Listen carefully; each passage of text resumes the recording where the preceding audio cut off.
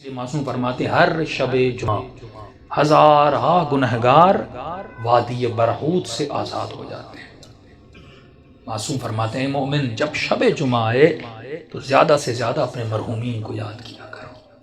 ایک روایت میں آئے فرمایا جن کے والدین مرحوم ہو گئے فرمایا ہر شب جمعہ تمہاری بوڑھی ماں تمہارے در پہ آتی ہے، تمہارا بوڑھا باپ تمہارے گھر پہ آتا ہے اور کیا سوال کرنے آتی ہے، میرے لال مجھے کوئی خیرات دو، مجھے کوئی ثواب دو۔ معصوم فرماتے یہ غافل انسان پوری رات سوتا رہتا ہے، یہ کھڑی رہتی ہے یہاں تک کہ صبح ہو جاتی ہے۔ ملائک کہتے ہیں اب جانے کا وقت ہے، کہتی ہے نہیں اب اٹھے گا نماز پہ مجھے کچھ نہ کچھ تو خیرات دے گا، لیکن فرماتے سورج نکل جاتا ہے، یہ غفلت کی نیند میں سوتا رہتا ہے۔ یہ بوڑھی ماں اور مرحوم روتا ہوا جاتا ہے اور کہتی ہے کہ میرے لال اگر تو آج مجھے کچھ دیتا تو میں بھی تمہارے لیے دعا کرتی۔ فرمایا والدین وہ واحد وجود ہے پروردگار عالم نے جو بنایا ہے، مرنے کے بعد بھی ماں کی دعا بیٹے کے حق میں قبول ہوتی ہے۔ یہاں تک فرمایا اگر پریشان ہو مصیبتوں میں ہو ماں کی قبر پہ چلے جاؤ، باپ کی قبر پہ چلے جاؤ، وہاں اس کے لیے کچھ مانگو اور دعا کرو، خدا اس کے صدقے میں، کیونکہ مرنے کے بعد بھی ماں بیٹے کی تکلیف کو دیکھنا پسند نہیں کرتی۔ تو تصور کرو اس دنیا میں جس کو اللہ نے ماں بنایا وہ ہماری تکلیفوں کو برداشت نہیں کرتی، اور مولا علی فرماتے ہیں کہ میں تمہارے باپ سے بھی زیادہ تم سے محبت کرتا ہوں۔ جناب سیدہ فرماتی ہیں ہم تمہاری ماؤں سے زیادہ تم سے محبت کرتے ہیں۔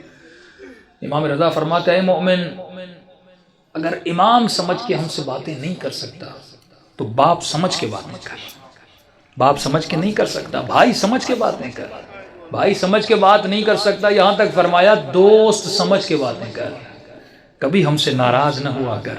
ایک مولا کا چاہنے والا گنہگار تھا، ساتویں امام کا زمانہ تھا، گلی پتلی سی تھی اور شراب کی اس میں عادت تھی، ہاتھ میں شراب تھا اور آگے بڑھ رہا تھا، سامنے امام کو آتے ہوئے دیکھا، شرمندہ ہوا کہ مولا کو کیسے میں فیس کروں گا، اس نے فوراً اپنا چہرہ دیوار کی طرف کر دیا تاکہ مولا گزر جائے اور مجھے نہ دیکھیں۔ امام جیسے آئے اس کے قریب آئے، اس کی پیٹھ پہ ہاتھ لگایا، کہا کہ اپنا منہ کیوں پھیرا ہے؟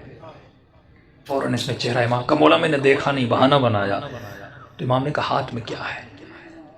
جھوٹ بولتا مولا سے، جس نے کہا کیسے بتاؤں ہاتھ میں شراب، اس نے جھوٹ بولا کہ مولا میرے ہاتھ میں شراب ہے، میرے ہاتھ میں دودھ ہے۔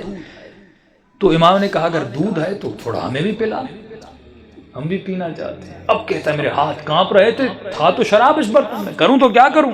کہتا جیسے میں نے اس برتن سے اس شراب کو اتارا تو وہ دودھ میں بدل گیا۔